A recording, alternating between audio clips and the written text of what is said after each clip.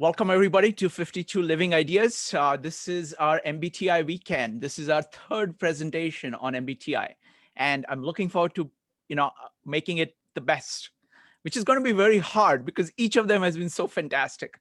So what we have is that I've invited all my friends here in New York who know anything about MBTI to come and talk about two questions. First is, what's their story? How did they discover MBTI? What got them interested in it? And second, how do they use it in their life? So that's it. So we're going to go around the table. We've got Matt, Gib, Nari, Eric, Manju, Stephen, and Aiden.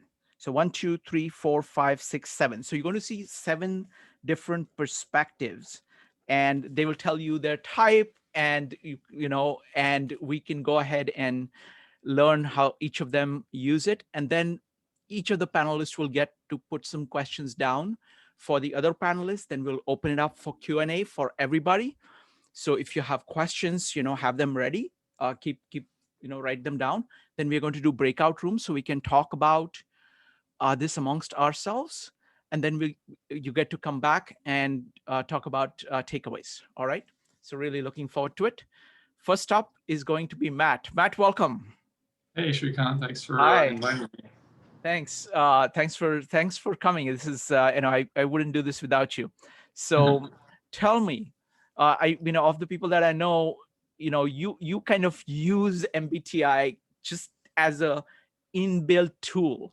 So tell me, how did you discover MBTI, and how do you actually use it? Okay. It's funny. I think somebody said at one of the MBTI meetups, you can't talk to Matt without him bringing MBTI into the conversation, which I'm glad I found an audience for it, because it can be with other people. It's just like, why are you telling me about this? Why I didn't ask you about this. I got into it because I had an ex-girlfriend who turned out to be INTJ, and it was probably my first time having a close relationship with a rational and with an INTJ, and like we butted heads on a lot of stuff. And she was just like I think she Googled, why am I so weird? And I think she came out with like INTJ. And then she got into it, and then I was like, oh, I'm not really into Zodiac, and like I don't really believe in that stuff. You have to tell people what type you are. Oh, I'm an ENFJ. Yeah. And she appealed to my vanity, and she started telling me about myself, and I was like, hey, that's real. How do you know that? It's like, what says that on the book? And then I got into it, and then I found it. So that's how I got into it. She introduced me to it. And I was interested in psychology before that. And I use it mainly. I mean, it's kind of my religion. I feel like everybody needs to believe in something. I had a therapist tell me, you intellectualize things so you don't have to feel them. And I guess that's true, but this gives me like an order to everything. And I was raised by parents. I was raised in New York City, which is a very tough city, especially for an ENFJ, by parents who were kind of intolerant of what they considered like stupid behavior. And so they were intolerant of a lot of people, and they kind of just raised me like, oh, if somebody does that, just hit them. It's like, oh, I don't think that's the way to go about it. And what this did was it gave me like an understanding of other people. And I can't expect everybody, especially, to act like an ENFJ. It's not a way to go around living, So it gives me structure, it gives me understanding, and it makes me more understanding of people. Oh, okay. Thank you. Thank you, Matt. Next up is going to be Gib. Gib, what about you? Let's see if I can brave the camera with my hair being in its natural Medusa state. Try to let it back. So thank you for having me back as a panelist. It's always a pleasure to see you and chat with you, whether it's with the throngs or whether it's one-on-one, Shrikant. Wonderful. So a little bit about who I am and how I got involved with all the questions. So I'm originally from New Jersey, but I also spent about a third of my childhood in Calgary, Alberta, Canada. And like many children who grew up as expats, I never really feel at home anywhere, but I tend to feel comfortable everywhere. So for the question, how do you get involved with the MBTI? Well, I first encountered the MBTI, actually the 16 types through Kiersey, as a child on the internet in 1984. So I was a child a very long time ago. And as you may guess from the date, in some ways, I'm a few decades ahead of what is normal since I was making friends on the internet in the 80s. I identify as what Jung called an extrovert with artistic intuition. I prefer that to the MBTI term, but that's just a fancier way of saying ENFP.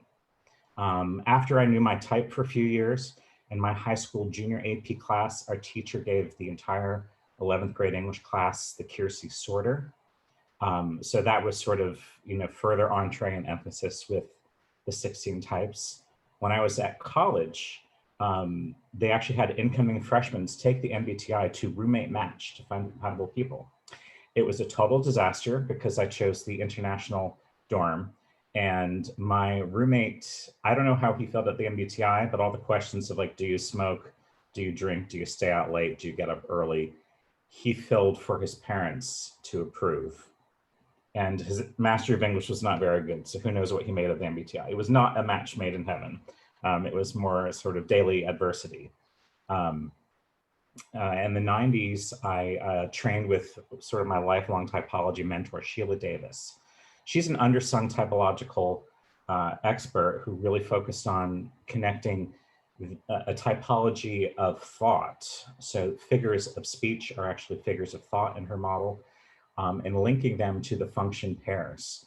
So everyone will talk about the NF types having a predilection for metaphor, but she looked further to the SF types, the NT types, and of course the NF types. And she also broke down the 4 master tropes into lots of subtypes.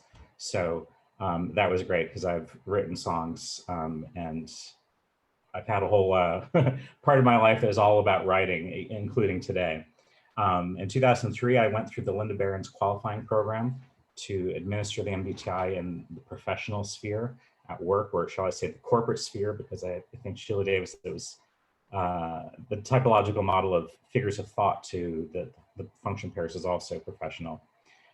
So I've been using the 16 types, the ideas about them professionally and personally for about 72% of my life. If you are a numbers person, which I'm not a spring chicken, so that's a lot of years. Question 2, I think, was how do you use the MBTI?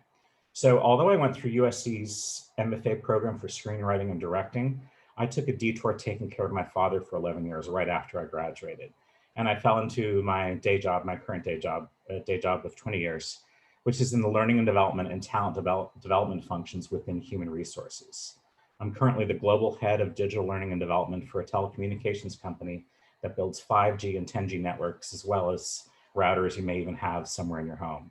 I'm responsible for the strategy, design, delivery, and metrics and analytics for learning programs for 13,000 knowledge workers in 7 core languages around the world. So I use the theory of Jung's psychological types in my life in several ways. For daily communications, the connection between the function pairs and the figures of speech, as I mentioned, is very important because I have such a diverse audience of 13,000 people. I'm also designing programs. One of the things with a lot of my initiatives is I have to get buy-in from executives, and I have to get buy-ins from executives within HR. So a lot of that is, knowing the audience, but also making sure that I include a variety of different information, and just, again, going back to the figures of thought, that, I don't necessarily always go to the metaphor, that, I go to synecdoche and metonymy as well, that I use a symbol and not just the metaphor. Because those are very distinct. The sensuous tropes, metonymy and synecdoche, are lesser known, lesser taught in, high school English. But when you start looking at the body of work of very creative songwriters, as my mentor did, you'll see that there is like a very consistency of approach in the language that can be linked to type, because she had so many decades of experience. She kind of verified her model in an informal, empirical way. There was one exception that was sort of notable of someone who said he was ENFP in his 70s, and he was really a very clear ISTJ who was aspiring towards his shadow. So with 13,000 learners as an audience, you know, constantly looking for things. One of the things I'm working on for 2021 is I'm designing a global program for new managers, new people managers. And also I'm developing a program for all people managers of any level for coaching. So I am incorporating some of the MBTI insights into that. Because I'm in HR, basically everyone on my team has been certified to administer the MBTI. We sometimes refer to it, but if you were into MBTI geek heaven, the corporate world is not really where the geek heaven is. You have to go into academia or, you know, the amateur academics who love talking about it, like we all are today. But in human resources, it's kind of part of the parlance. I've been at a couple of organizations where, although MBTI was generally known, some of the broader topics were more the ones that really became embedded in the culture. So for instance, I used to work in financial services at Moody's, which is, you know, they do a credit rating agency. So at Moody's, they, like everyone, it's kind of part of the parlance. If you're above a certain level, whether you're in HR or talent development or not, you will talk about how the meetings are being structured. So for instance, Moody's being like they pride themselves on collegiality and having a lot of meetings because that's how they get their credit ratings for companies and countries. They may have a meeting that's important, but they know that they may not necessarily get all the information as far as ideas that people have. Because they say, okay, do we want to give the introverts a chance, you know, to go off and get back to us? If you want to have a chance to go back and get back to us, do it by Tuesday or Wednesday or whenever it is.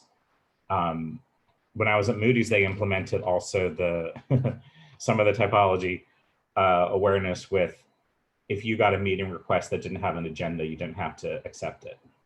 It's just like, people like to know what they're getting into. So, you know, those are some of the ways that I use MBTI in the professional sphere. You know, I've had many type friends over the years. I often meet people who are like, I don't know this type, I don't know that type. I have befriended all of the types. I've dated a bunch of them.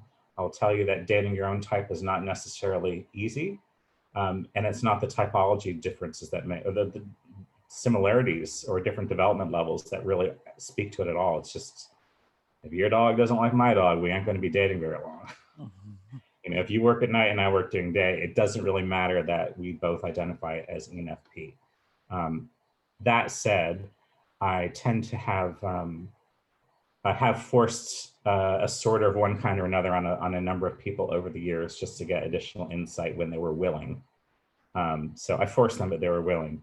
And certain patterns I've noticed is I tend to attract a lot of EPs. So those are all the ENFP, ESFP, ESTP, ENTP, always seem to be bouncing in and out of my life on a regular basis. All the NFs, you know, I have like a whole collection. As you know, ENFPs are famously compatible with INFJs. I'm in DC at the moment because one of my lifelong best friends is an INFJ, and we were discussing type when we were in college many, many years ago as exchange students at the University of London.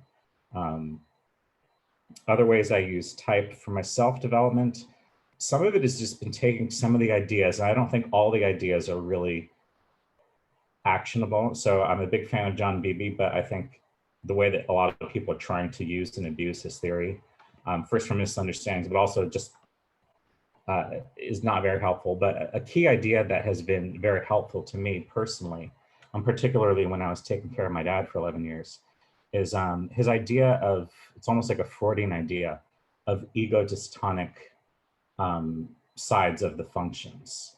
So as an ENFP, feeling is my second preference, but not the extroverted variety.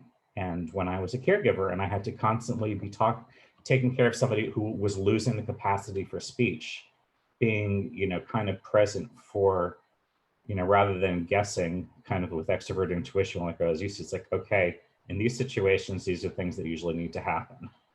Let me make sure these are all attended to. You know, all these kind of social norms that extroverted feeling is, you know, generally not so much better at, but more, it's more of an imperative for extroverted feeling than introverted feeling.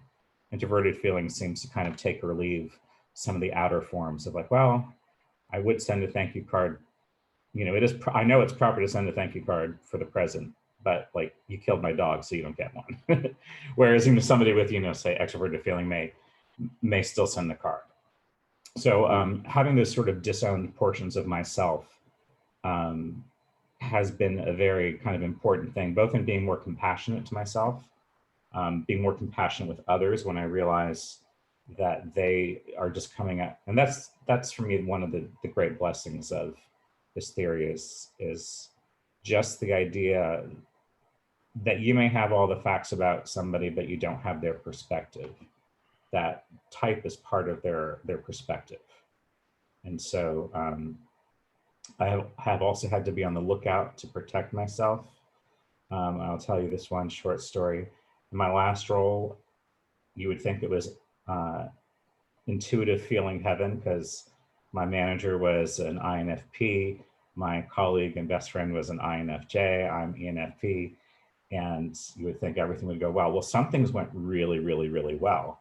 But we were in a meeting one time and we were mapping out, you know, the next 10 months.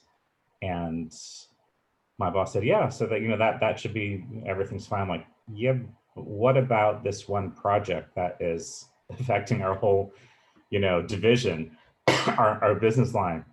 He's like, where are you getting that from? Like, it was in the town hall 2 weeks ago. You were out for the town hall 2 weeks ago. How do you know? I'm like, I read the deck. And then he turned to me and said, oh, thank goodness, we finally have somebody in our group who's really detail oriented. And I was just like, no, I can do it for myself barely sometimes. I can't be the holder of this function for the group, to be the fact bearing witness for everything. So it's been good for that sort of protective measures too, of just realizing, okay, I may need to step up what I'm doing for myself, but I, you know, need to make sure that people are not turning to me for the things that I know I'm not going to be happy delivering all the time. Wonderful. So I went over my 10 minutes. Thank you.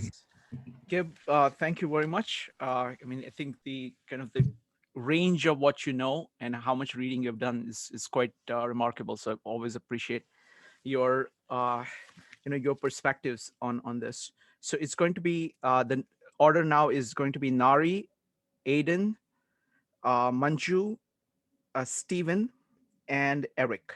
So Nari, go ahead. Be there. Hi. Yep, Hi. I'm here. Hi, everybody. So my name's Nari. I'm an ESFP, and like Gib, I work in HR. I'm an HR manager, and I support offices in like all across the US, actually. We've got offices all over. And how I got interested in MBTI is I had a friend a couple of years back now who had said that he was an introvert. And I was like, wait, what's that? And so I did a little bit of internet research, fell down a rabbit hole, discovered MBTI, fell even deeper down the rabbit hole, and became somewhat of a hobbyist. I definitely don't claim to have Gib's vast experience or knowledge, but I have theories of my own. Yay, inferior and I.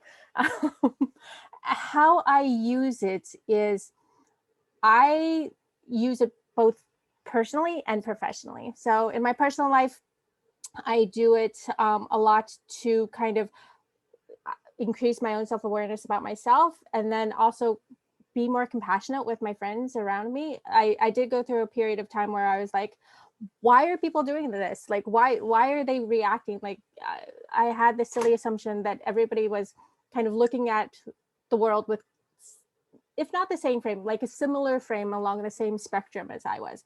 And so it really kind of blew my mind that actually, you know, there's people in the world who are looking at it completely opposite from how I look at things and like how I value things. So that's just made me more compassionate. It's sort of like, I don't rag on friends if they don't get back to me right away in texting. Like, I'm like, oh, okay, you know, this is, you know, my best friend is an introvert. Maybe I don't hear from her for like 2 weeks because, you know, she's going through something. I don't take it personally. I'm just like, okay, she'll come back when she's ready, when she's got the space. And I think that that's something that's kind of helped. It's something I knew about in our friendship and a pattern we already fell into, but it was sort of like something that, okay, now I have a deeper understanding of why she does that. Professionally, I'm trying to encourage a lot of discussion about learning about self-awareness and personal growth. It's something that I ask all of our new hires to kind of do, is just out of curiosity, if you're willing to, you know, would you be willing to take this test? And then start a discussion. And I've formed a sort of not official, unofficial, after work hours kind of discussion group with people who are interested along the same sort of things with like psychology and personal growth. And we have really interesting conversations about, you know, like how they see themselves, like where their weakness, where they feel like their weaknesses are, how they want to grow. And it just gives a nice conversation starting point for these real conversations. And it's really nice that people are like, okay, I'm not the only one. Like if I can introduce people who are amongst like similar types that kind of get together, they see the similarities, and it just helps build kind of a group and bonding experience amongst the employees as well, which I really, really like. It also helps with communication. If I know, okay, I need to explain something to somebody, which tack do I take? Will they respond better to the rhetoric tack, or will they respond better to the logical tack? And it helps me kind of make sure that the important message that I need to relay is heard. Yeah, and I use it also. I'm really lucky. My company is really big into having a growth mindset. So it's sort of like using this as a building block towards fostering that growth mindset, especially with our new employees. That's it. Excellent. Thank you. Thank you, Nari. Aiden, you ready to go next? Yeah, I can go. Thanks, Shrikant. I love that you're doing an MBTI weekend. It's just it's so fun for me. And I love that it timed out. I'm Aiden Moore. I am a success coach, and I am a certified Myers-Briggs practitioner, and I am on track to becoming a Jungian analyst. So that's my professional state. I got into Myers-Briggs 10 years ago, about when I was a professional musician. I was a quote unquote successful professional musician. Worked with Justin Timberlake, members of U2, Mark Foster from Foster the People, several major label artists, and then moved to New York City to play bass in Broadway pits for shows like Hamilton. Worked on Hamilton, Spider-Man Turn Off the Dark. And I had this experience 10 years ago of what was reflected back at me of outward success as a professional musician. But inwardly, I was quite chaotic, and I was very unhappy inwardly. It was very confusing because people would say these very positive things, how you must feel so, how amazing that you've made it, or whatever, or you must feel successful, or you must be so happy about what you're doing. And it was like good-natured comments from them, but it was dissonance with me because I was inward. I felt chaotic. I was very unhappy. And so I took an online version of Myers-Briggs, and it just really snapped something into place for me. It was sort of like I had the same experience as Nari, where previously I kind of assumed people were all operating in the same wavelength. And when I read my type and it resonated with me, and then my friends in that at that time it was the Spider-Man orchestra pit. When they took the test and they read their type resonated with them. My type resonated with me, but their types did not resonate with me, and my type did not resonate with them. So it was like, oh my gosh, we are seeing things quite differently. It was very eye-opening, similar to Nari. what Nari shared. And then also similar to what Matt shared, it was a beginning of a sense of order for me, but it was otherwise quite a chaotic internal life at that time. Which I could say more about, but I don't know. It's like it's quite chaotic, and based on early childhood stuff, and also stuff related to just the way I was living my life. And it gave me some order to say, this, it gave me a framework to see things that took a little bit of chaos and gave a little bit of order. I kind of have a thing about this, I'll say tangentially quickly, that to me, there's 4 levels that this operates, right? Or primarily it's like outer order and chaos versus inner order and chaos. So like dream state is if the outer world is kind of in order for a person and their inner world is kind of in order, that's a wonderful place to be. But in my case, with Spider-Man, for example, or with music, outer world seemed kind of in order, but my inner world was quite chaotic. And ultimately, as I started changing careers, my outer world became quite chaotic as well. So you see the relationship between the inner and outer experience is quite related. And what I started to feel through Myers-Briggs was an inner order, and it also brought some outer order in the sense of like, this is why other people are doing what they're doing. This is why I'm feeling what I'm feeling. It went from a state of chaos to a beginning state of order, probably primarily because my early life was quite chaotic. So that's what I was used to and internalized anyways. And then it moved on to Jungian stuff and other tools like nonviolent communication and these kinds of things. And I'm primarily a Jungian, but I use nonviolent communication. I use Myers-Briggs and my own tools in my coaching. And the way that I use Myers-Briggs specifically is like with entrepreneurs very often, or people who are starting small businesses, working in small businesses, in the case of what energizes them and what drains them. So they tend to focus on the things that give them energy, and really the business will suffer in the areas that drains them of energy. So Myers-Briggs can help with this because if you can hire a team purposefully that fills some gaps there, right? Like if you're an NF and you need to have some structured notes and some scheduling help, like a virtual assistant, you probably don't want another NF, right? For example. So finding somebody that has a strong sensing function, or at least a thinking function, to balance the person, to balance you out and to improve your business. That's one way I use it with people.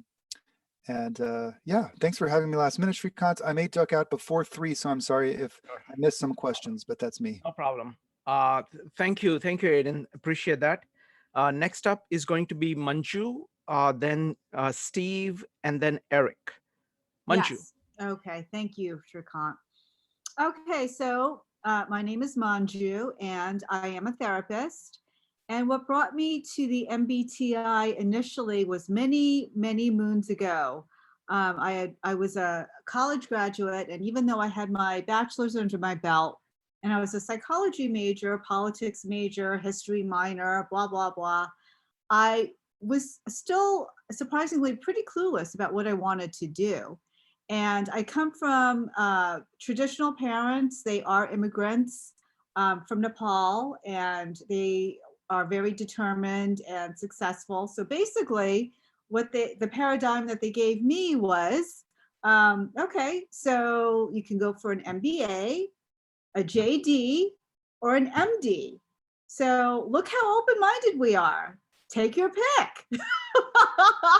And, I'm very blessed to have had those opportunities, but for some reason, none of those careers resonated with me. There's nothing wrong with those careers per se, but I just did not resonate with them. I was not excited about them, or spending the time and the money to go to graduate school and spend the rest of my life in such type of careers, for me, that is.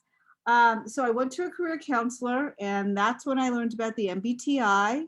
And that's when I learned that I was an INTJ. Oh, what's that? Okay. And it just struck me as very curious how the description really did fit with me.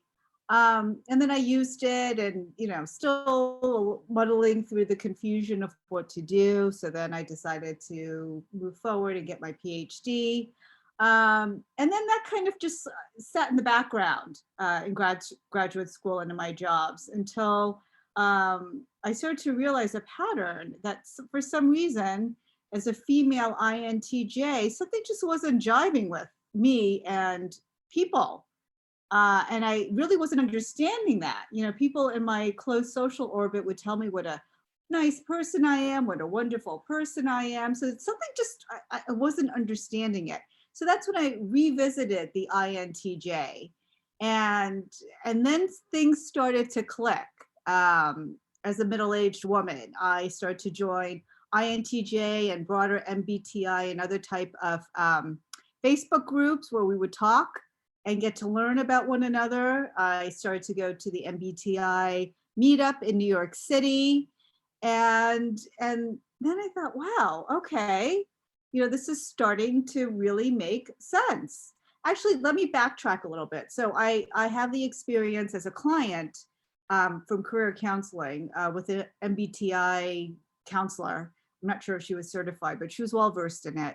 Then in graduate school, in my master's program, I actually administered the MBTI to a person for career purposes. And it just felt so good to be able to talk about one's strengths and areas of growth without a hierarchy. You know, this degree or that degree, or this career seems to be a lot higher on the social ladder or the career ladder than this.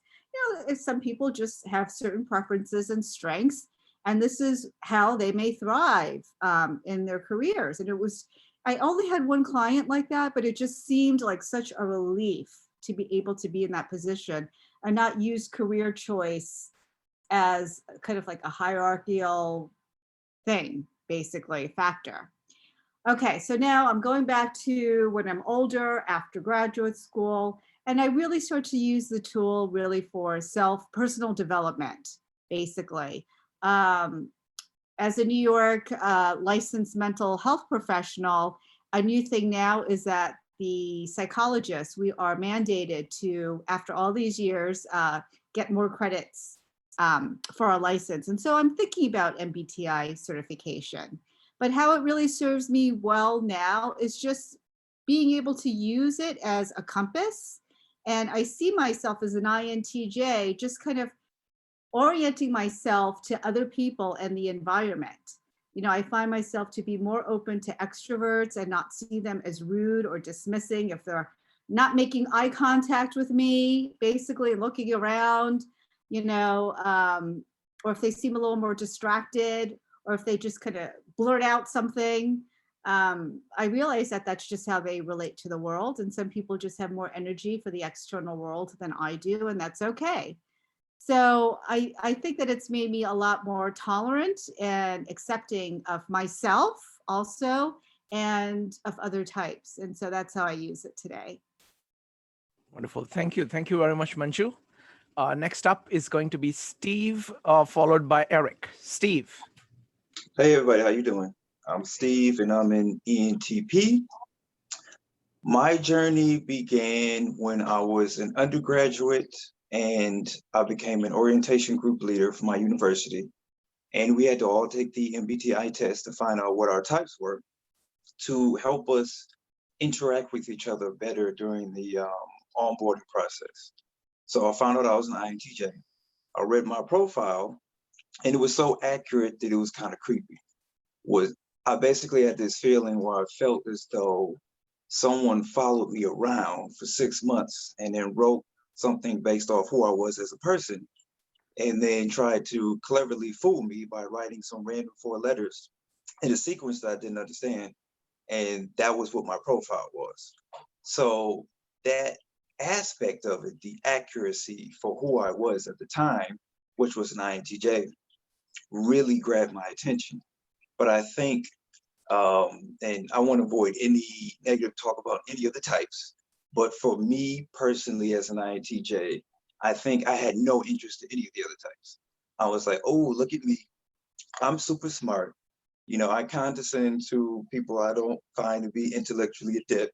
So I had no interest in the other types. I was like, wow, this is so freaking cool. And I left it alone for probably 8 years. So I came back to it briefly. I think about, 8 years later. So this is 2008, 2016, I came back to it, started looking at it again. because I got more into Carl Jung. And I took even more pride in my INTJ identity. And that's what I walked around with until I met Matt, the first presenter. And basically, the first night that me and Matt were hanging out through a mutual friend, we were walking down the street. He was like, by the way, do you know MBTI? I was like, yeah, I'm an INTJ. And he kind of looked me up and down. And based off the interaction we had over the course of maybe 20 minutes, he was like, you're not an INTJ. And I was like, dude, what the, this is absurd. How are you going to tell me my type? So at his and Srikanth's behest, I eventually, begrudgingly, I retook the 16 personality types test. And it turned out that I had magically transformed into an ENTP. So this was the first time I had to learn another type. It's like, okay, well, what happened? And I looked at what had changed and what had not changed. And that's really where my journey, what I'm going to call the Nari path, that's what I began. Because this change was so fascinating to me that I was compelled to learn the other types. So I was at a point in my life where I was really interested in cognitive science and genetics. So one of the things that, particularly looking at them through a Darwinian paradigm, so one of the things that really caught my attention was the statistical distribution of the types and how they don't change from population to population. So I thought to myself, there must really be something to type evolutionarily if the statistical distribution doesn't change. So wherever we go in the world, there's roughly 1% INFJ, 2% INTJ, so on and so forth down the line. So I thought to myself, this must be like some type of RPG character dynamic for hunter-gatherer tribes. So if that's the case, then that must have helped them survive. And I started to muse that the civilizations we created as a species are almost determined to take certain characteristics because we're still left with these 16 types. So that's when I really started to think, this is really cool that I can understand how other people's psyches work. But at the same time, I think there's a lot to this. And I started almost obsessing with it, especially since I know Matt and Srikanth. So they got me to investigate a little further. And studying MBTI, or rather before I realized my type had changed, studying cognitive science kind of brought me to the conclusion that people are who they are. And there's not a whole heck of a lot that you can do about it. And looking at all of the J's that I know, it looks like extroverted judging as a function is primarily something we do to people who don't share our MBTI and the values that seem to flow from our cognitive functions. So INTJs, I think, tend to be judgmental towards the less intellectually inclined. And ISTJs tend to be more judgmental towards the less motivated and responsible, and so on and so forth, etc. So as I study different schools of psychology, I started to realize that people are who they are and not malformed INTJs. And I think that's one of the discoveries that I made that switched my cognitive function. So I came out of it this different person, and then I kind of had to look back and try to trace the journey that I had. And again, this got me into studying MBTI, got me into Michael Pearson and other people in the typology community, and just revisiting as much Jung as possible to see where the influence for this theory came from. So in essence, I started to use my own thoughts. I'm still consider myself a beginner in understanding typology as a student. I'm starting to realize that for me personally, especially when I look at cognitive function that did not change, my neuroticism flows through my cognitive functions. So my internal thinking is a very neurotic thing, where once I'm fascinated in the subject, which characteristically as ENTP is like all the subjects, once I'm fascinated with the subject, I make as many connections with it that I possibly can. And I just think about them over and over again, as if I'm playing like a three-dimensional game of Pong, where instead of the ball bouncing back and forth between two platforms, it's like 15 platforms at once. Another thing I do with my internal sensing function is I'm very neurotic about when, where, in the very specific circumstances under which I play certain music, listen to certain, or rather watch certain movies, or have experiences based off experiences that I've had in the past that had a tremendous amount of meaning and significance. And I tend to almost push that on other people. So I'll be in the car with my friends and we'll be listening to music. And I'll be like, we can't listen to this because it's not mid-November and there are too many leaves are falling off the trees for us to listen to this out. They're like, dude, what the word is your problem? Like, we can listen to whatever music we want to listen to whenever we want to listen to it. So it's a subject that the more I think about it, which again is something I do very neurotically, the more I'm able to unravel, the more possibilities I'm able to discover. So being around other people who are interested in type is a very good thing for me, because they teach me, because a lot of people who are armchair typologists, they teach me more about the, I guess you could say, professional type community. They give me resources to go to, and I learn a little bit, and then I come up with new ideas, and then I try to apply those. So one of the things that Matt taught me is that you can have a conversation with somebody for 5 to 10 minutes and kind of guess their type. And it tends to be pretty accurate once you know the types. I would say there's about 4 or 5 types I know really well, 4 or 5 types I know not so well, and then the rest of them I barely know anything about at all. So I was really proud of myself when I was getting my blood drawn by a nurse one day. And after a 6 or 7 minute conversation, I guessed that she was an ENFJ. And she kind of paused for a second and had this creeped out look on her face, where she was like, okay, yeah, as a matter of fact, that's what I am. But it's like, how in the world did you figure that out? And it's like, well, you know, if you sit in this stuff long enough, you develop a knowledge that really is real. So, of course, with MBTI, there's the aspect of understanding the people around you and using that to have better, smoother, more cohesive social interactions.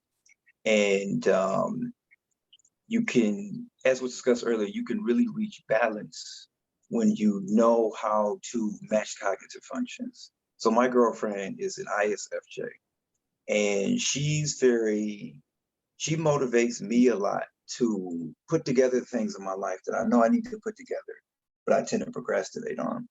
And there's things that I have to do alone. You know, it's things like redoing my resume and making sure I'm applying to jobs, things that as a more extroverted person now, I really don't want to spend a whole lot of time doing. And I motivate her to just kind of get out and enjoy the outside as much as possible in this quarantine pandemic, things that come more naturally to me as an extrovert. And all of our cognitive functions pretty much are opposite. At least our letters are not necessarily our cognitive functions. And that makes for a very interesting dynamic. And understanding where people are coming from, which can be difficult because most people, sure we all know, do not know their type. So I think us in the armchair or professional typology community tend to try to guess, and we could be inaccurate. So there's room for folly. But ultimately, I found the whole journey to be enriching. It's led to personal growth for me, and I think it's led to better, more cohesive relationships with other people. Wonderful. Thank you. Thank you, Steve. Next up is Eric. And then each panelist will have the opportunity of putting one question down on the table, and then we're going to open it up. I'm not going to spend too much time on the panelist question. Then we're going to go to questions from the audience. So audience, keep your questions ready. So last but not least is Eric. Eric has this amazing blog from which I've learned a lot. Eric, go ahead. Okay, hi everybody. Okay, I first got interested in personality theory 14 years ago when my wife is the one who actually is going to school and getting she got her master's in psychology. She's like a social work counselor or something like that. So as a stepping stone, she had gotten involved with this Christian ministry that offered us. They had licensed the FIRO-B, but then they had used it for the classic temperaments, sanguine, melancholy, choleric, and phlegmatic. And along the way, they discovered a fifth temperament. So my wife then began testing like me and all of our friends and family with this system. It was like, wow, it was so accurate. You know, I came out what's known as a supine choleric, which supine is that's the new temperament, and then choleric is one of the one of the classic ones, and it explained a lot. So I started thinking a lot about this. About a few months later, one of our friends who she tested returned the favor and introduced us to the Kiersey test. So I took that. We took that. I can't see. I didn't understand some of the questions, and I tried to answer it the way the temperament test is. Put down the first response. I guess all tests aren't like that, but I did. And certain questions like fundamentals versus overtones, I didn't. Anyway, I end up getting ENFJ, and it's like so now I had seen all the letters, the Myers-Briggs letters before, but the system is so intertwined. It was like I couldn't really wrap my brain around it. I'm a full-time worker, and need everything I do online is like more hobby or whatever. So but still I wanted to I saw of course the first letter of Kiersey and MBTI is extrovert introvert, and of course classic temperament uses that as well. And then also looking up at looking at the types, I'm seeing some of them look comparable to temperaments, and and in the temperament system we use, the temperaments are blended. There's 3 different areas correspond. Anyone who knows anything about Phiro-B, there's 3 areas.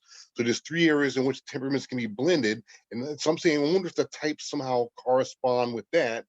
And type, you have extroversion, introversion, that's called expressiveness. And then the other dimension in these 3 areas is called responsiveness.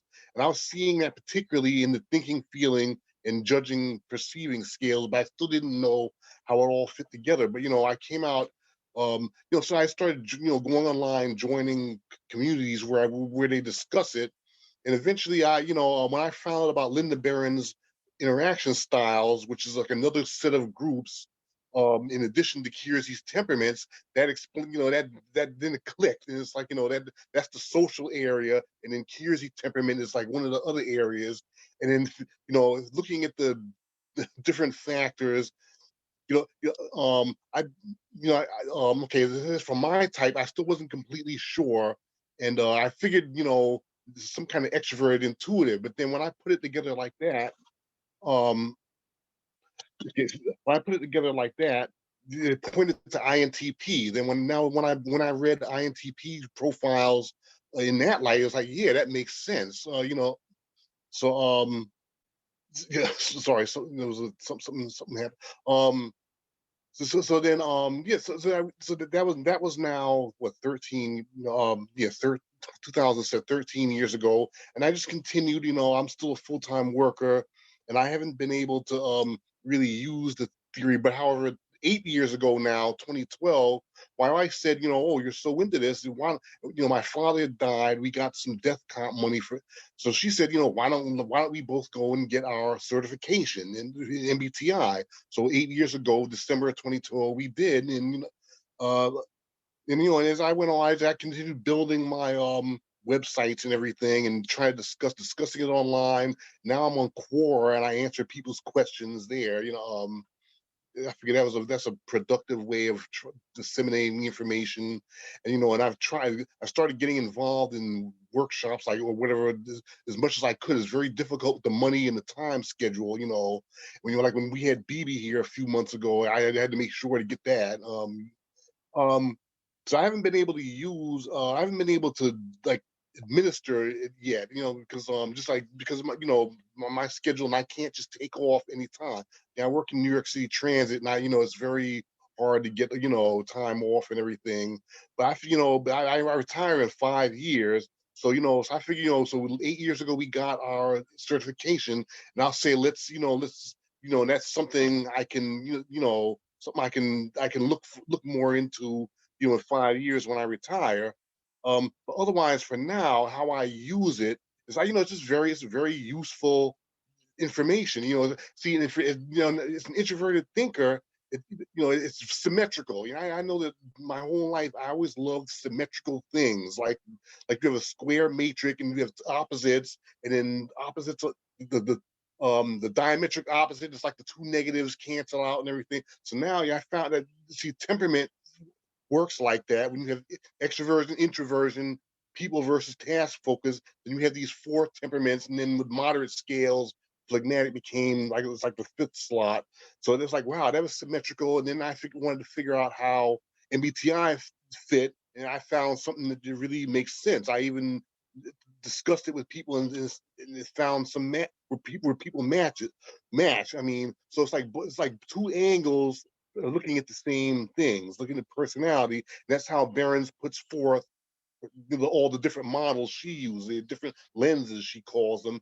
And you know, and unfortunately, yeah, it's not outside the larger psychological field. It's like, you know, they don't respect it much. You know, they look at it, you know, in core. You can get people answer, oh, it's astrology, and you know, all that kind of stuff.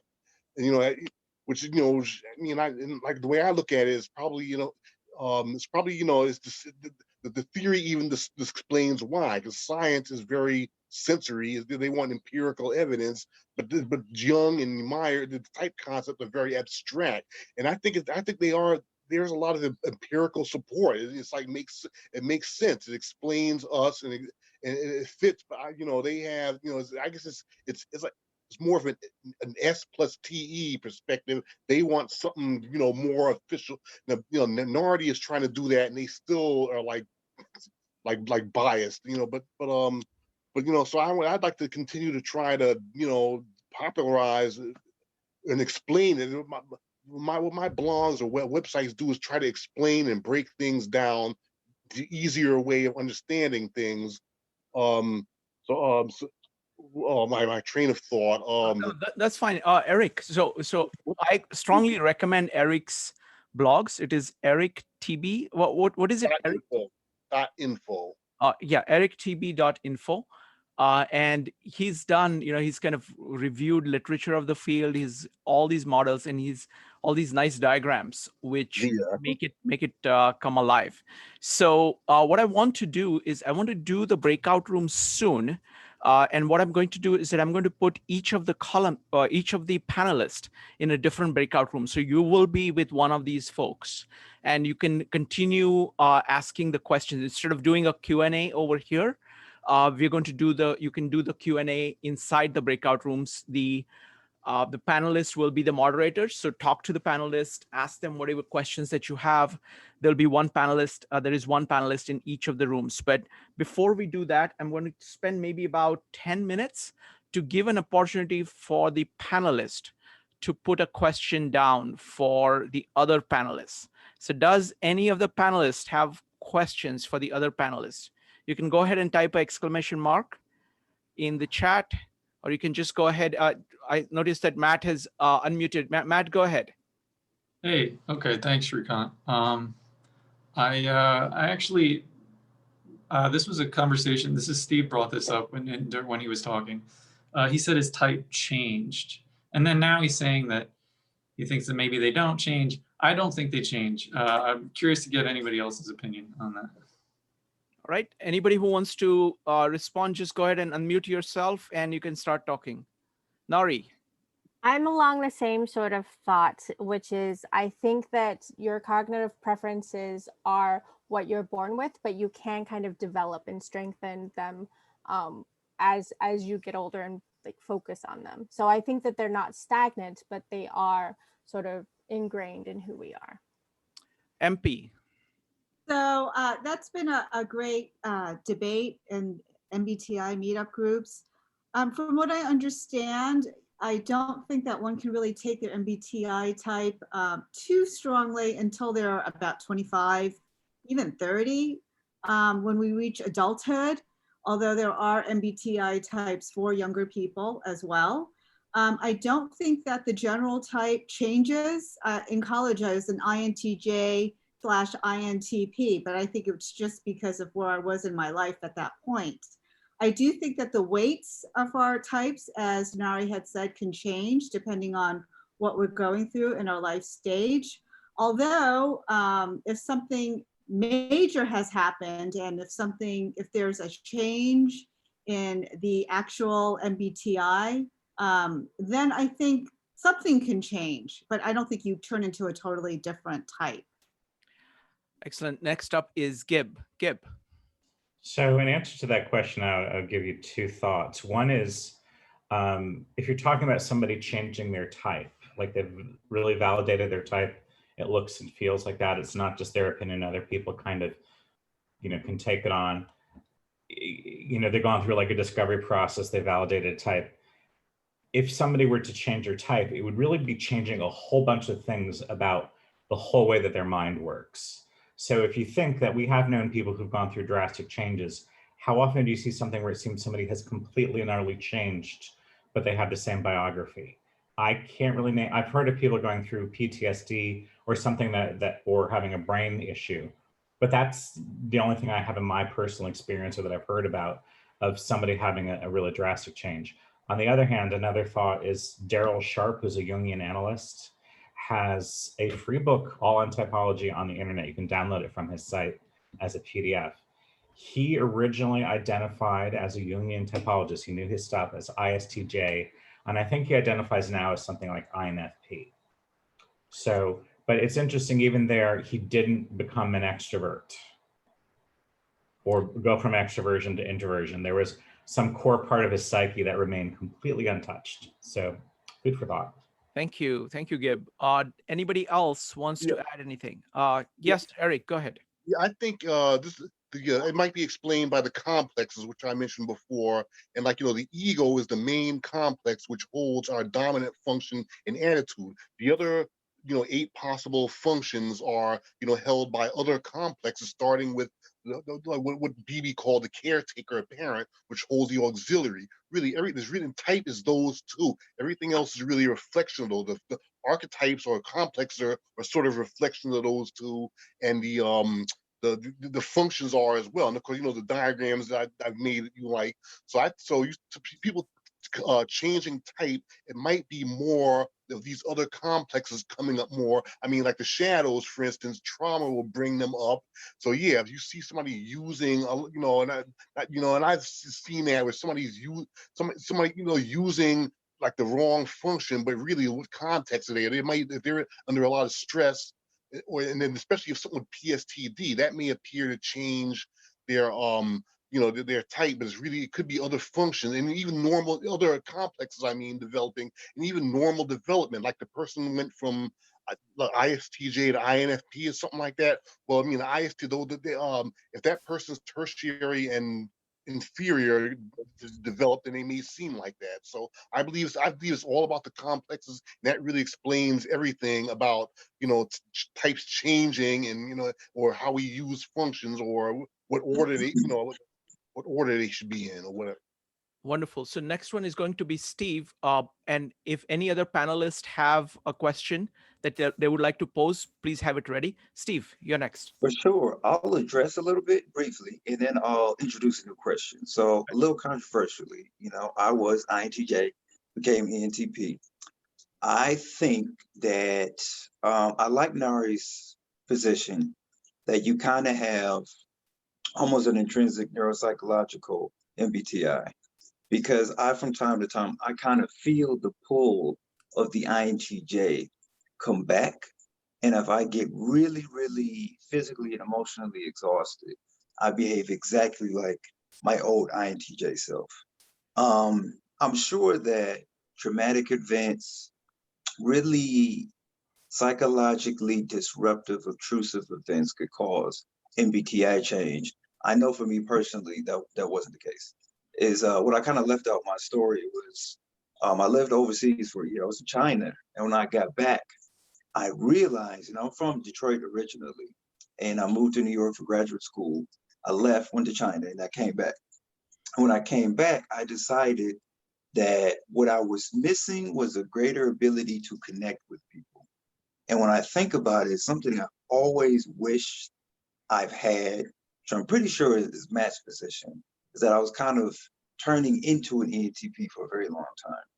But what seems paradoxical was that for 8 years straight, at least I know for 8 years that I know I was an INTJ. So ultimately, I think a lot about what has changed or what has not changed. And I think there's certain cognitive functions that I would need a lobotomy to change in essence. I think the in between where I was and where I am now is the INTP. And my INTP friends are very much like me. So I almost think that I'm an ENTP who leans towards INTP's cognitive functions. And that's kind of the medium between me and my old INTJ self. So it's kind of been suggested the relationship between MBTI and other personality tests. From what I've seen, certain typologists don't like any other personality test, or there seems to be a specific beef between the typology community and Big Five. What is everyone's position on the relationship between MBTI and every other type of personality test that you guys have run into? Are they compatible? Are they incompatible? Or the specific tests that you all find to be more accurate? Excellent question. Who would like to go next? Who would like to answer the question? What is the relationship between MBTI and Big Five, for example, or any other test that you would like to talk about? If you would like to talk, just go ahead and unmute yourself and I'll call upon you. I can't believe there is a silence. Oh, there. Nari, go ahead. We've talked about this before, so I think it's kind of a... No. Nari, it's not just me. There are other people here. And you've not talked to all of them, I promise you. That's true. That's true. So my belief is that personality is so huge, you can't identify it with just one test. There's not one, this encapsulates all of who you are sort of test out there. So all of these different tests, I feel, work in conjunction. None of them are 100% accurate, right? They've all got their biases. They've all got their problems. So these other tests kind of work in conjunction to give you a better understanding of who you are. So, and that's where I find the value in them. Thank you, Nari. Next up is Manju. Manju, go ahead. So in terms of the MBTI, I think for me, it's been very useful for general themes about myself that may not be apparent to other people, and for career purposes.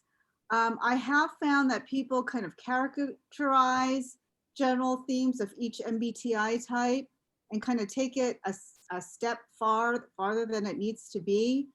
I personally do not think that the MBTI is a personality type. I see it as a preference, a package and a preference, basically.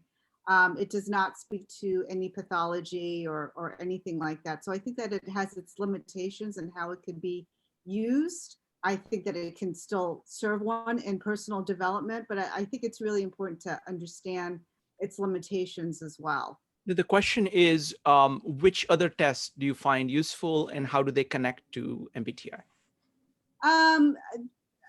The Neo-5, I think it's very different. I actually don't remember what I scored, but I didn't really see much of a connection between that and my MBTI.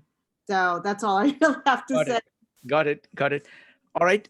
If anybody wants to comment on this or raise a question, just go ahead and unmute yourself. Okay. In that case, we'll go to, okay, Eric, you had a question. Well, to add to that, a Enneagram now is coming to be used in conjunction with MBTI, where MBTI is born or nature, and Enneagram now is being said to be nurture. So that's something, I guess, that puts a variation on type, and I guess is probably, it's something that can change, but it's secondary to type now. They're using them together. Personality hacker now has done a full thing of all the possible combinations, and I guess any type in one can be the other, but although some lean to others, but that's another linking of systems. Wonderful. Thank you, Eric. Okay, so I'm going to now start the breakout rooms. They will last for 20 minutes. Each of the breakout rooms will have one of the panelists, and you can ask the questions over there and have a discussion. And then we'll come back automatically in 20 minutes in this main room. And then everybody will get to share, all the attendees will get to share their takeaways, and then panelists will make their final comments. Starting the breakout rooms now. Welcome back, folks. Welcome back. So now it's time for takeaways. So what I would like to know is, what did you get from this MBTI weekend? Whether you attended just this one or this one and the one before that, by a presentation by Aiden on the Jungian roots of MBTI, or you attended also the Leon's presentation on personality development of different types and different psychotherapy approaches. So I'm just going to open it up. Each person gets to talk about a minute. Try to be brief. And I'm going to call on people in the order in which I see them in Zoom. And after that, the panelists will get to comment. So panelists, I would recommend that you keep track of the things that you would like to talk about, maximum between 1 to 3 items that really catch your attention, and then you will get to respond to that. All right, so bye, Richard. Next up is going to be Barry, Jean, and Jeff. Barry, what are you walking away with? What did you learn? What would you like to say? You're also welcome to pose a question to the panelist. We'll collect everything and then we'll respond to everything. Go ahead, Barry.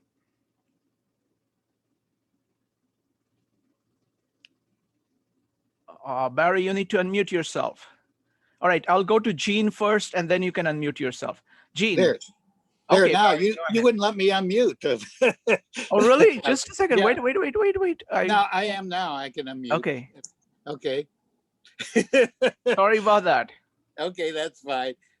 We just had a really interesting discussion, and I think I came away with a takeaway that as I grow, I can learn to use all these functions in harmony with one another, and I like to think that I had that.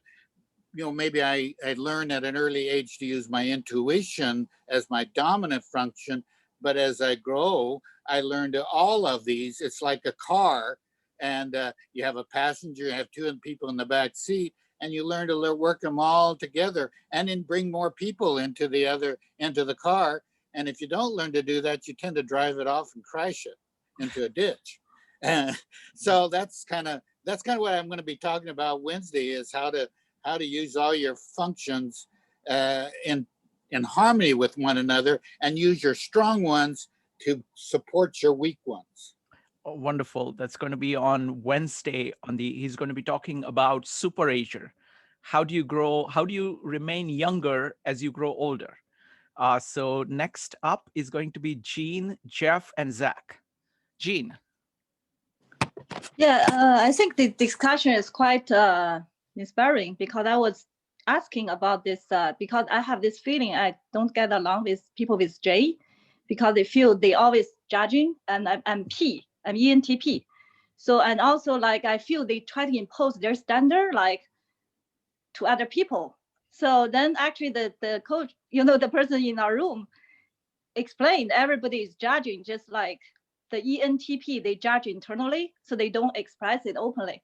Versus J, they're more externally show their judgment. So which is interesting to learn. Wonderful. Thank you, Jean. Next up is Jeff, Zach, and let's see, Francoise. Jeff. Well, the thing it's very fascinating to hear so many different points of view and so many people who know things. The thing that I'm struck with is how varied the differences are. And this field of Myers-Briggs is quite diverse. There's no one authority. It seems like there are some coming from Jung and so forth, and the MBTI people who had that test or that instrument. But what another thing I'm struck with is that there's some sort of misinformation or unclear ideas, which is all part of learning. But for example, one of them is when so many people use the word test, the Myers-Briggs community strictly would not say test, because there's no right or wrong. These are preferences, and they're not always exact. It takes time to maybe learn who you really are. So I think there's a need maybe for some sort of coming together, you know, in an international way to kind of standardize some of the concepts. That's what I came away with. Thank you, Jeff. I just want to point out to everyone that we had 7 different types present on panel. So it was ENFJ, ENFP, ESFP, INFP, INTJ, ENTP, and INTP. So we had a whole, you know, 7 of them. Didn't get all 16, but 7, you know, 7 people, 7 different types. All right. Next up is going to be Francoise, Madeline, and Maritza. Francoise. I had never heard of Myers-Briggs until I came to Wall Street Atrium when you had the first meetup about it. So it was a great discovery, which I resisted at the beginning because I have a phobia of any kind of test. But I got really interested, and I went all the way to find out what I was, and I forgot about it. So I have to do it all over again because I can see from all those examples how helpful it can be. So thanks for, I'll go back to it. Thank you. Thank you, Francoise. Next up is Madeline, Maritza, and Louis. Madeline, you have to unmute yourself.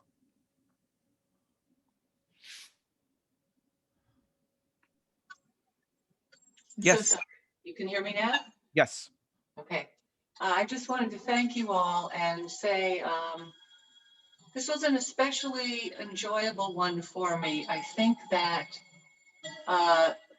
the speakers and the participants, at least in my breakout room, all seemed so well informed and knowledgeable that it wasn't something, I don't know, I got a lot out of it. And I think hearing the speakers review their journey through MBTI and talk about how they started out with type, what got them interested, how they got more into it as a sort of process was also very interesting. So thank you all, and thank you, Shrikant, for organizing this.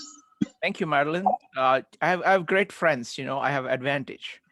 So next up is Maritza, Louis, and Linda. Maritza. I really enjoyed hearing all the different perspectives on how people approach the Myers-Briggs indicators. I like hearing that so many people are saying, you know, this is just a guideline. It goes this way. It's also very interesting to hear that some of the perspectives almost seem to contradict each other, which is exciting to me because it kind of reaffirms my belief that this cannot be taken as gospel.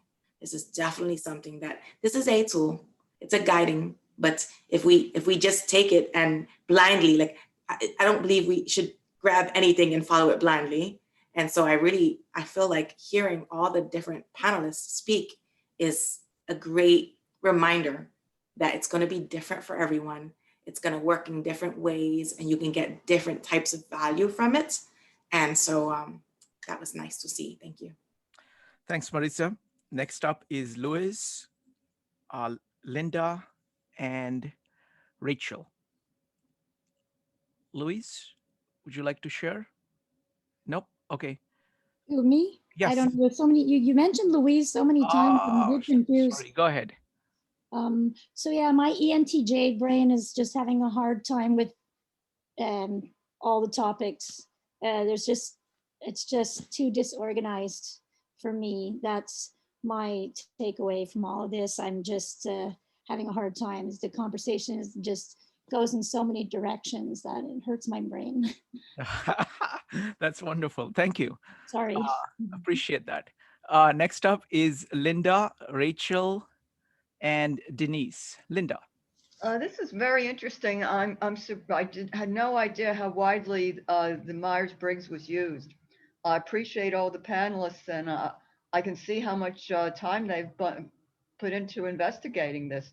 Very impressive. Thank you. Thank you, Linda. Next up is Rachel, Denise, and Jairo. Rachel. Okay, so yeah, I wanted to thank all the panelists and everyone else who was here. It's been a great experience. And I had a question maybe for the panelists about like, what's a type you adore or really gel with? That's something that Madeline from our breakout group kind of brought up. Okay, wonderful, excellent.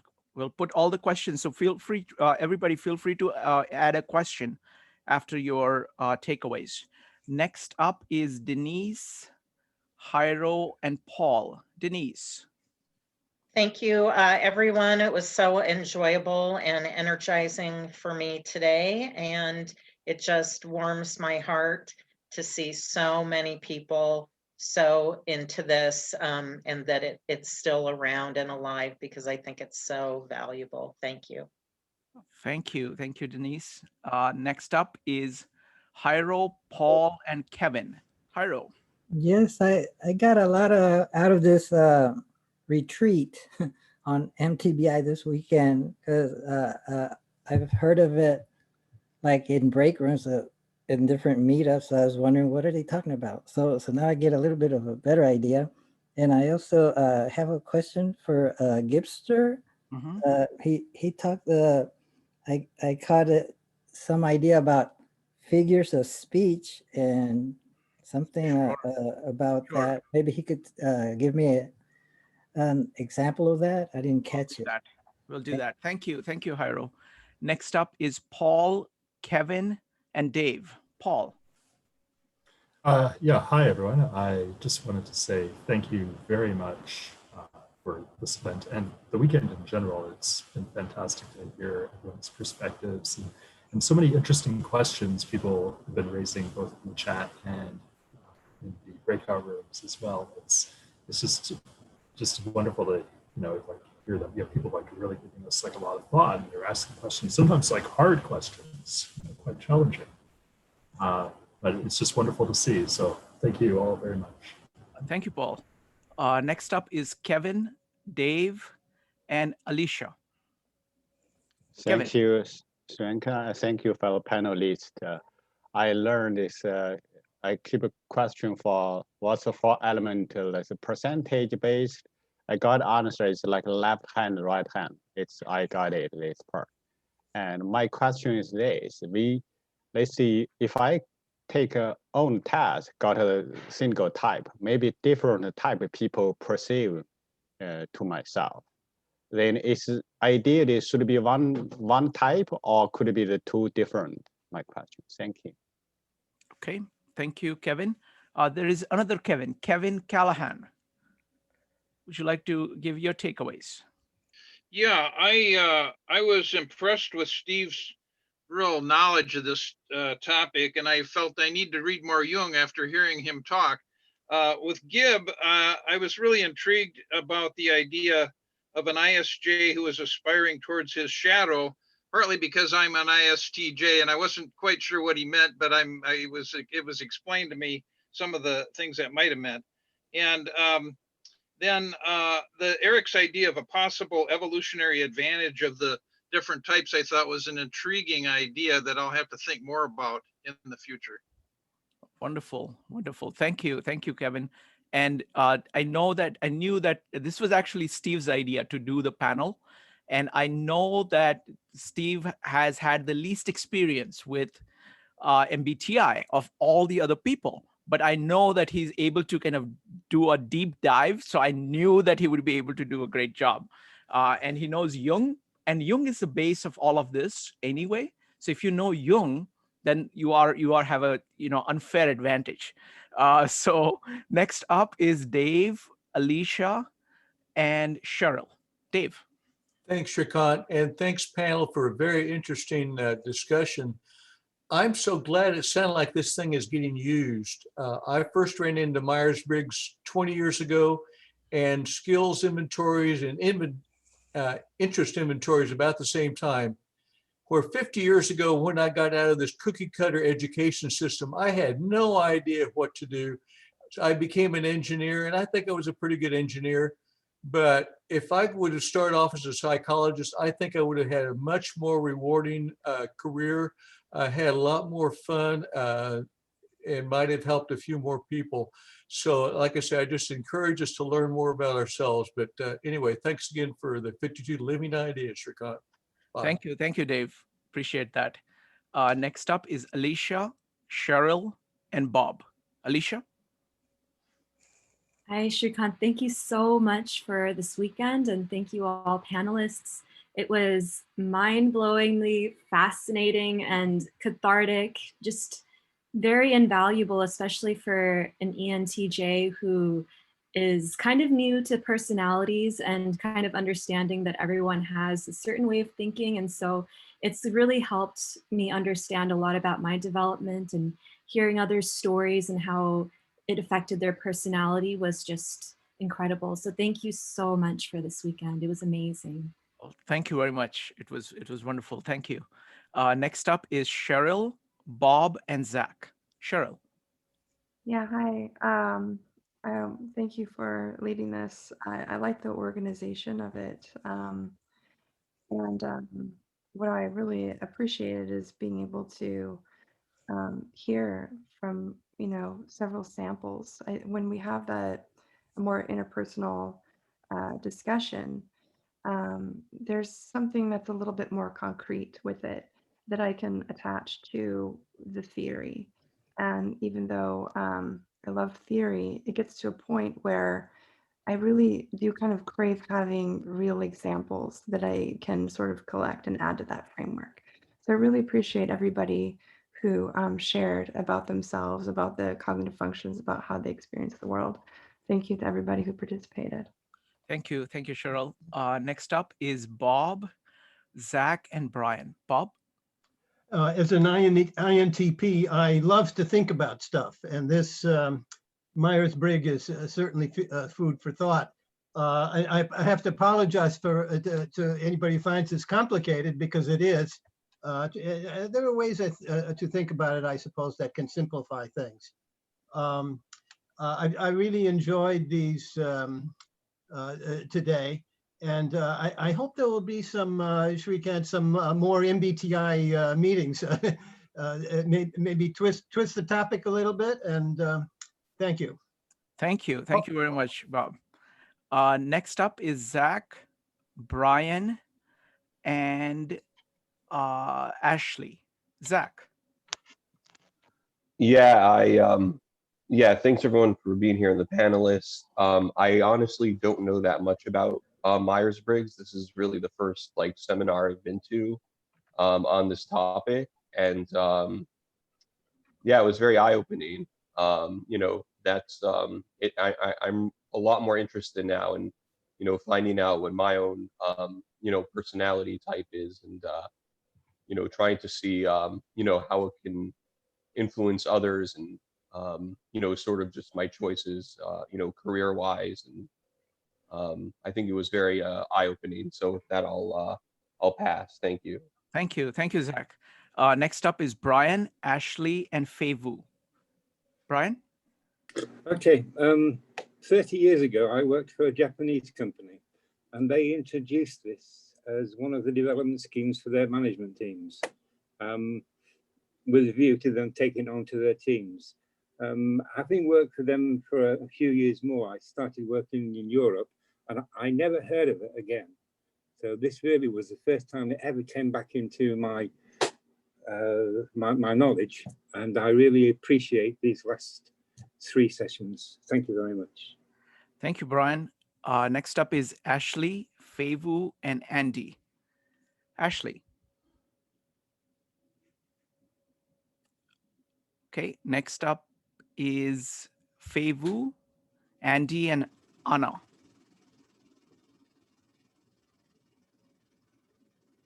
Okay, next up is Andy, Anna, and Natasha.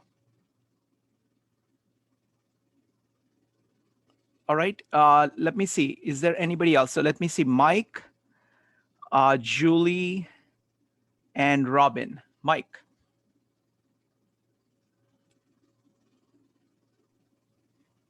Okay, there is we had a good explanation of how how that tool worked, and by implication, a few other tools in that field. And I came away with the conclusion that the skill of the operator is more important than the tool, and that's true in lots of things, whether you're building cabinetry or tuning a high performance car to behave better, tuning a high performance person to behave better. It's the skill of the operator. The tool helps, you need tools, but it's the skill of the person applying the tools.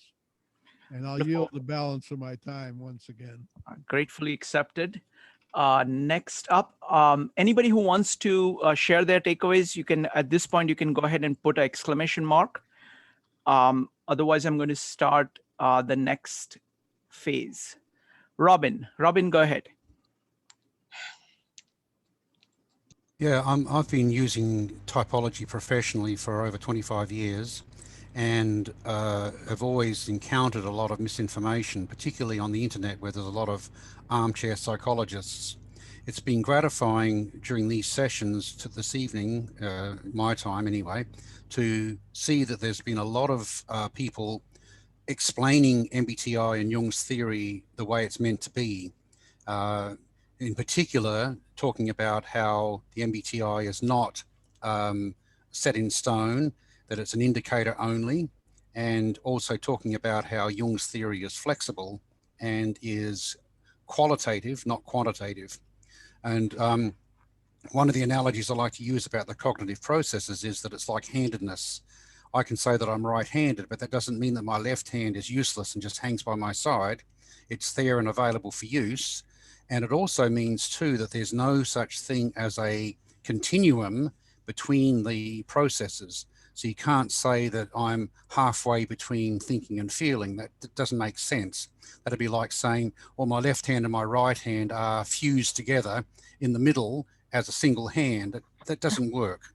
The idea is that you switch from one function to another as the situation warrants, but there will always be a preferred function. So in my case, for example, I injured my right arm, even though I'm right-handed, and for several months I had to learn to use my left hand and became quite proficient at it. And once my right arm healed, I went back to using my right hand again.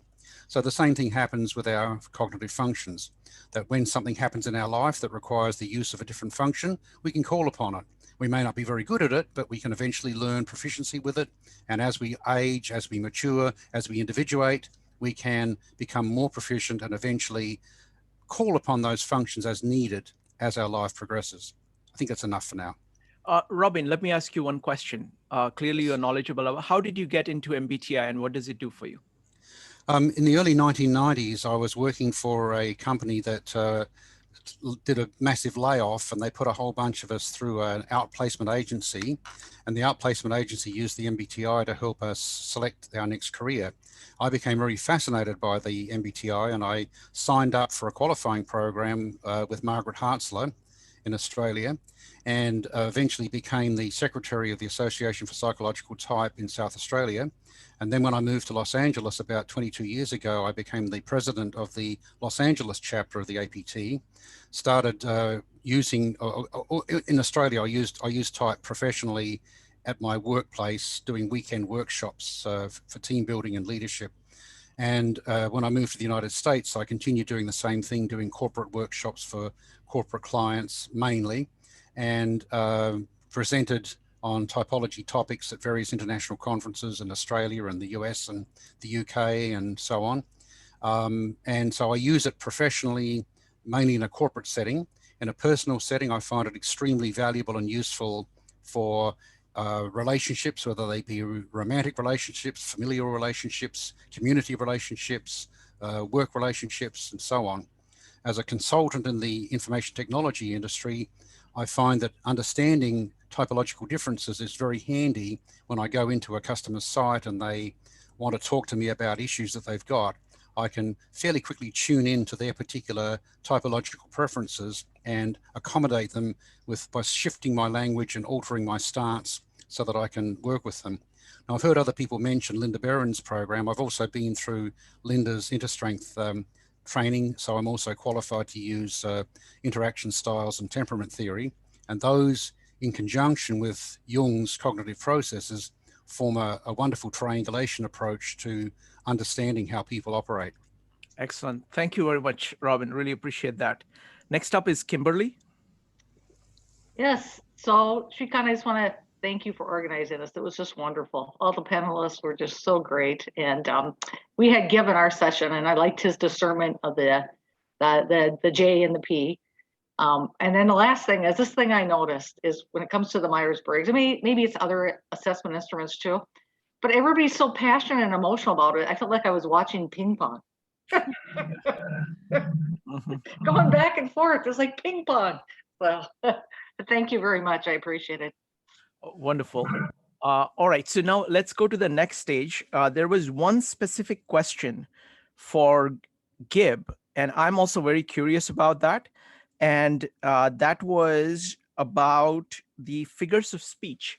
So Gib, can you talk about that? What's how relationship between figures of speech and types? So my mentor, Sheila Davis, she's really focused on songwriters, but she does have some more academic chapters and books, but I can just break it down for you like in like a minute or two.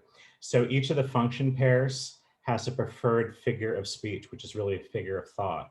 And she kind of also, she was an INTP, or she is an INTP, she categorized the figures. So metaphor has subtypes, including simile. So simile and metaphor are the same family.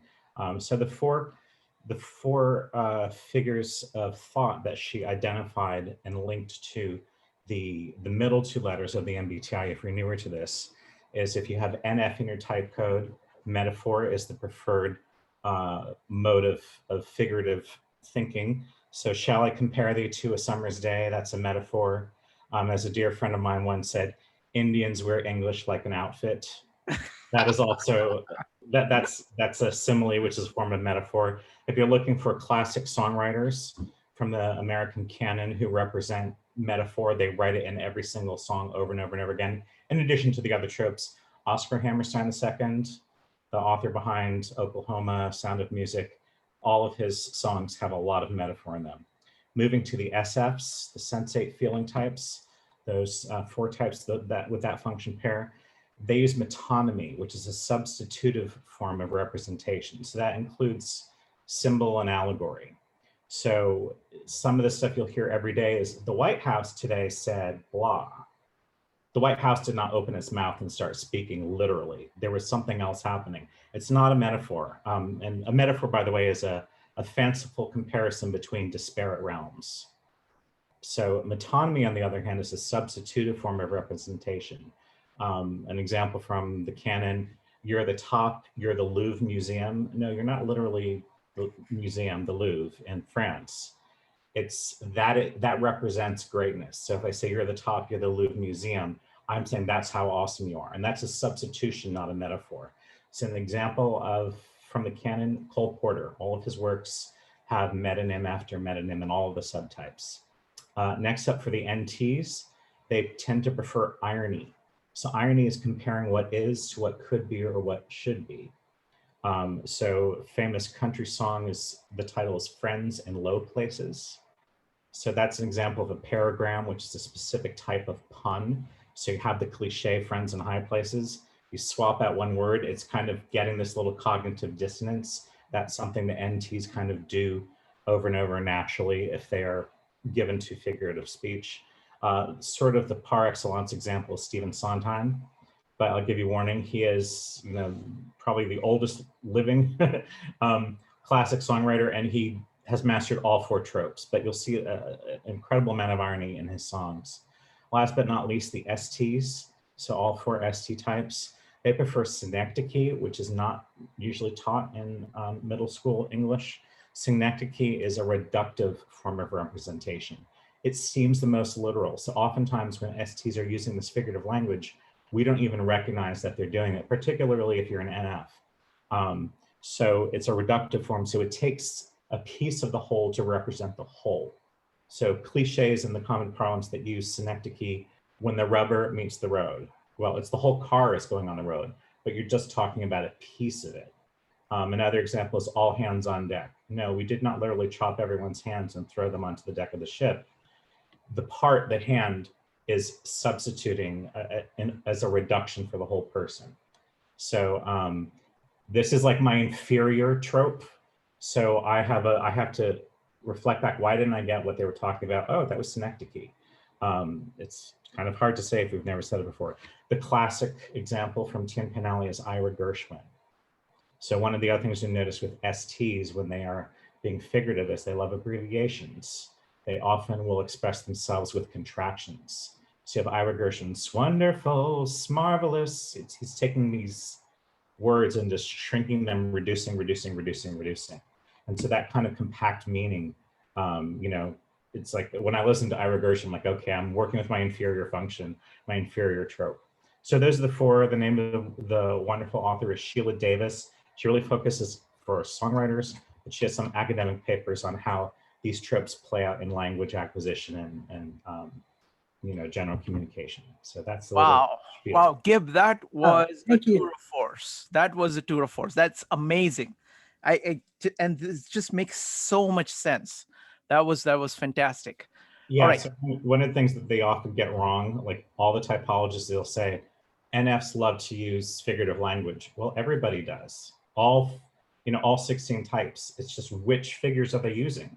If you've never encountered synecdoche before, you may not even realize how creative someone is being. Yeah, no, this is incredible stuff. All right, so let's go to some of the other questions. Now, this is a tough question. Anybody, any of the panelists are, welcome to either answer it or not.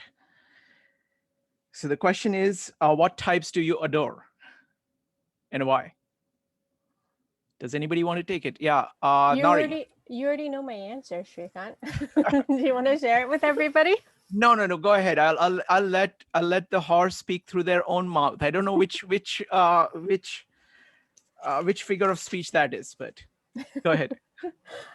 So I love INTJs. My best friend is one. We've been friends for ages, even before we knew each other's types. I definitely love introverts. I feel like people have a misconception that extroverts only want to be with extroverts, but what I really like about introverts is sort of the calmness that they bring. So I can get really, really high, and an introvert will kind of bring me down to earth a little bit more. And it doesn't diminish my fun in any way, shape, or form, but it just kind of keeps it at a more sustainable level. And yeah, I love the discussions that I can get into with INTJs. We go on crazy rambles that are impassioned with FI, but are still like all about the ideas at hand, rather than having it get personal where people are feeling attacked. So I love that. All right. Any of the other panelists would like to comment on that, on the issue of which types you adore? If not, I'm going to go. Okay, Gib. I mentioned earlier, I love all my fellow EP types. I seem to have had particular success in the last 20 years with ESTP friends. I seem to have a nice collection. I've always had INFJ friends. I love all the types, but they all drive me crazy. But all right, wonderful. Next up is Manju. So I was a little reluctant to answer initially because I don't want to come out as biased. Like I have always emphasized, I think that each type has a lot to contribute. But if I were to answer that, which one do I find to be the most adorable as an INTJ in my own experience, I would say an ENFP. I just find that their curiosity and their open-mindedness and their depth really resonates with me. And in general, these are very general statements, of course. I have friends outside of the ENFP realm, but the friendship, the relationship, what have you, just seems to be a lot less effortless. And it could be because their intuition is more open, extroverted, whereas mine, it's more internal. And I find that their curiosity about my ideas to be refreshing. So that's my take on it. Thanks. Wonderful. Thank you. Thank you, Manju. And let me remind Natasha and others that this is not a definitive list of all the adorable types. So let's, now I'm going to throw it up. I'm going to offer it for panelists. If you would like to make any points. I think, Steve, you had unmuted at some point and typed exclamation mark. You had some comments? Yes, I wish I could remember who in my group asked me the last question. It was really good, and I thank you for that. It was about the development of cognitive functions under certain circumstances. That's how I interpreted it. So it was about how do I identify someone by type if they're developing different cognitive functions. So it occurred to me in attempting to answer that question that different life circumstances will kind of compel each individual to develop different cognitive functions. And I wonder if it's by function. So if you're, I don't know, joining a new organization, will that kind of compel you to develop FE? If FE is, say, your tertiary function. Or is it that it's not the specific function, but where it's arranged kind of in your hierarchy? So that was a really interesting thing that's a takeaway for me that I'm going to be thinking about as I study MBTI in the future. Excellent. One other thing, one other theme that was very interesting is development of functions over lifetime. So anybody, any of the panelists would like to comment on that? What happens in terms of, as you grow older over time, look at yourself in your teens and 20s and 30s and 40s and 50s. What happens to development of functions? Or do more functions develop? Is it development of the same functions? Any kind of patterns that you've observed? This is a point that was brought up by Barry. Okay. Gib. If I may speak sacrilege, I don't think everybody can develop that much. One of the collections of letters of Jung's that has only come out in the last couple of years was between a younger doctor, a probable ENFP, and Jung with whatever type you think he is. And they sort of went back and forth in their letters talking about how there are basically two developmental pathways. And they were speaking mostly about introversion and extroversion, but it goes to all the types, which is you can either become more of the type that you are. That's one way to develop. And the other way is to become more of what you're not. And so what the younger doctor was kind of, I read it as like a little bit of frustration, consternation. It's like, why do I have to change to adapt to the world? Or why should we have to adapt? But so there's either like the adaptive journey, which I would think is with the, developing some of your weaknesses. And I'll say on the weaknesses, again, not everybody can develop them, but I think that there's some people, having known, having friends for, 30 years, there's some people who kind of get like, I call it self-defense mechanisms. So if they have inferior sensation, they learn how not to get caught up so much, but they don't really develop any comfort. And then there's some people who sort of, and I'm not saying that they're better or like them anymore, where they kind of broaden their interior.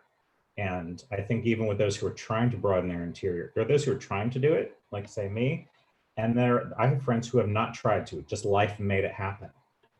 So all this like, I want to develop my blah, blah, blah, blah, blah. It's like, well, live long enough. And if you're one of the people it's going to happen, life will learn it for you.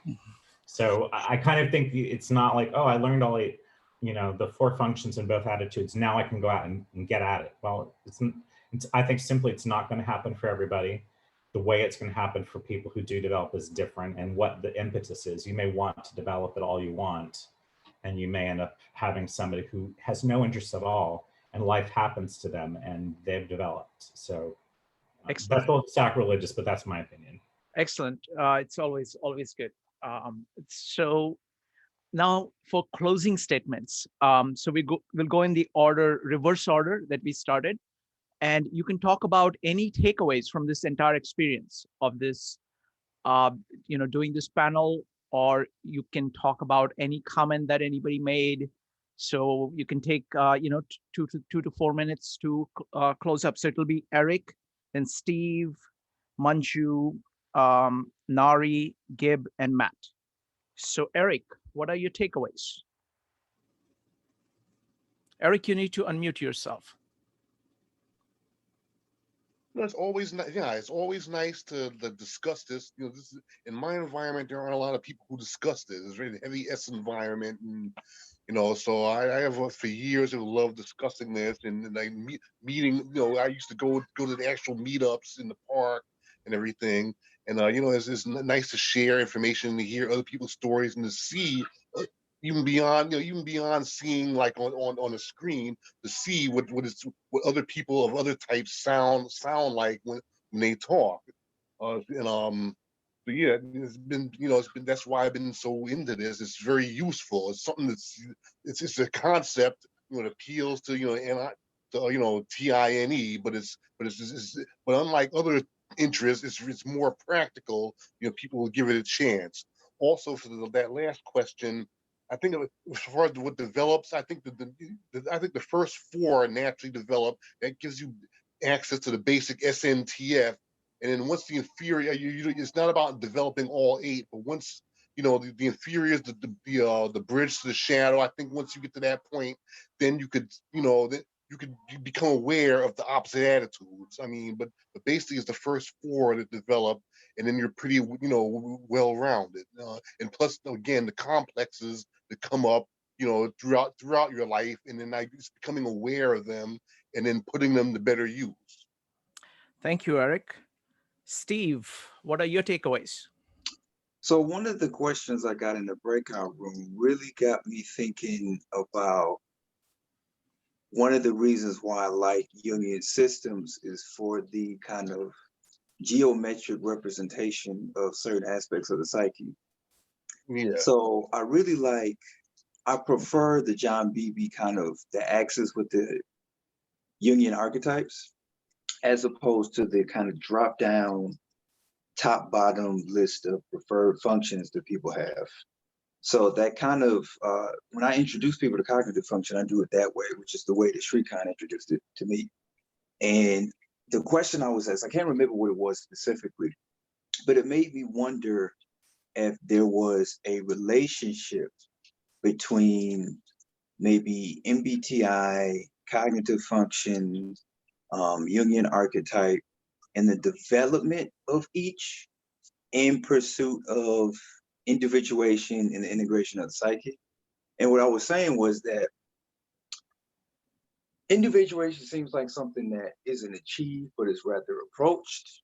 And it looks like, or rather my interpretation is always that the integration of the psyche precedes the approach to individuation. So that over the course of a lifetime, there's a relationship between integrating archetypes and developing cognitive functions. So again, the strength of MBTI is kind of the strength of Jungian systems in general, is the Jung and later thinkers' ability to kind of map things out geometrically.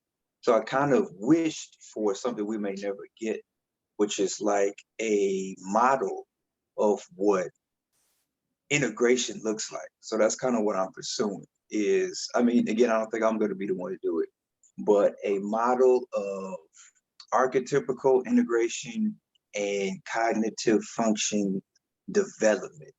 So that's another thing I'm going to be thinking of as I study Jungian MBTI and cognitive function going into the future.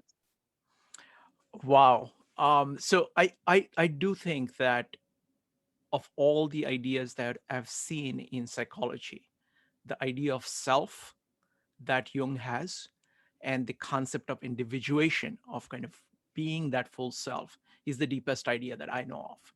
And looking at all of this from that lens is the most powerful thing that you can do, because it is integrative, and it is also very responsive to kind of reality of your own life, both external and internal, your own path. At the same time, it is incredibly ambitious, realistic and ambitious at the same time. So I think the concept of individuation is incredible. And we've done a series of 13 meetups on Jung with different Jungian analysts talking about this idea, which is there on our website, which is there on the YouTube. So if you go to 52 Living Ideas and look at the Jung playlist, we've got more than 30 videos on Jung over there. Thank you, Steve. Next up is going to be Manju. Manju, what are your takeaways? So I have a lot of takeaways, basically. I'm basically like revisiting the Jungian types and the functions. And I think that it's just energized me to speak as a panelist, and also in the small breakout rooms as well. It just kind of re-energized me. I think I have shared before that I was kind of a little swayed away from it when I saw what people were doing in general, but I think that I can sway my way back in and fit my way in as a therapist and just as an INTJ who's interested in your Jungian psychology and the MBTI type. So I thank everybody's presence and contribution for that here today. Thanks. Thank you, Manju. Next up is Nari.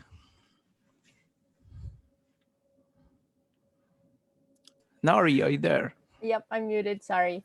Okay. I'm following Manju. I'm following everybody today. So I'm echoing, just kind of participating in today, Aiden's presentation, as well as this panel, and getting to speak with a lot of the people in the breakout rooms, really kind of re-energized my passion for MBTI. I mean, it's something that I love as well, but then I can sometimes go through like lazy spurts. So I haven't necessarily done a lot of more research or kind of kept following the community recently. And coming back to this, it's sort of like, yep, that's what I'm going to continue doing for the rest of the winter. Since I'm holding up, guess what I'm doing?